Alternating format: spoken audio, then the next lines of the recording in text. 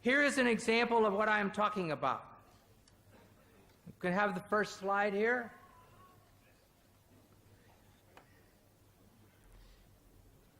This is talking about two dictionaries that I have in my home, one from 1951 and 1991. In these two dictionaries, the first meaning, pig, a young swine of either sex, is the same. The second meaning, any swine or hog, any wild or domestic swine, it's the same. Third, the flesh of swine, pork, is the same. Then the meaning, a person or animal of piggish habits, it's the same. A person who is gluttonous. And down here, pouring metal into a pig for pig iron is the same. But over here is a new meaning, a police officer. You call the police officers pigs. All right, the question is, in the Torah, it says you can't eat pigs. Well, can I turn around and say, oh yes, that means police officers, you can't eat police officers? Of course not. In the Quran, Allah says can't eat pigs. Can I translate it, can't eat police officers? No. It's wrong. It would be stupid. It would be lying, actually. Muhammad did not mean police officers. Moses did not mean police officers.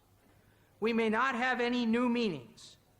We must use the meanings known in the 1st century AD for the Bible, or that is for the Gospel, and the 1st century of the Hijra for the Quran.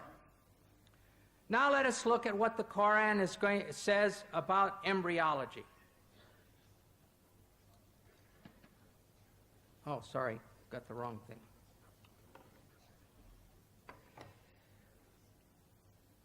It has been said that the idea of the embryo developing through stages is a modern one, and that the Quran is anticipating modern embryology by depicting differing stages.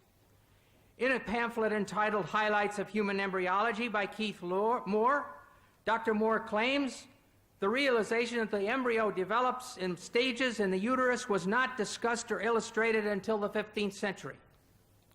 We will weigh this claim by considering the meaning of the Arabic words used by the Quran, and secondly, by examining the historical situation leading up to and surrounding the Quran.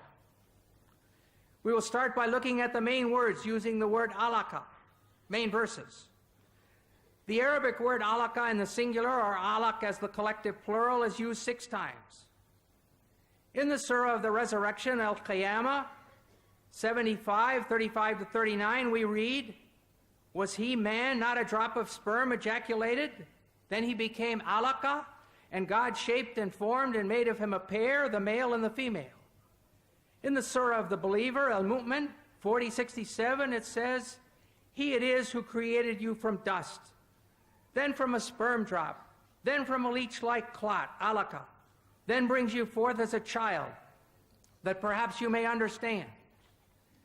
In the Surah of the Pilgrimage, Al-Hajj 22:5, it says, O mankind, if you have doubt about the resurrection, consider that we have created you from dust, then from a drop of seed, then from a clot, alaka, then from a little lump of flesh, shapely and shapeless.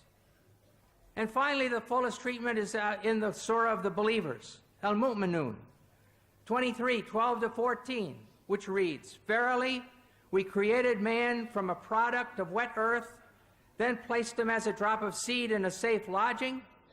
Then we fashioned the drop a clot, alaka, and of the clot we fashioned a lump, and of the lump we fashioned bones, and we clothed the bones with meat. Then we produced it as another creation. And here you have the stages according to the Quran. Nutfa, sperm. Alaka, clot. Mudagha, piece of meat. Adam, bones. And the 5th stage, dressing the bones with muscles.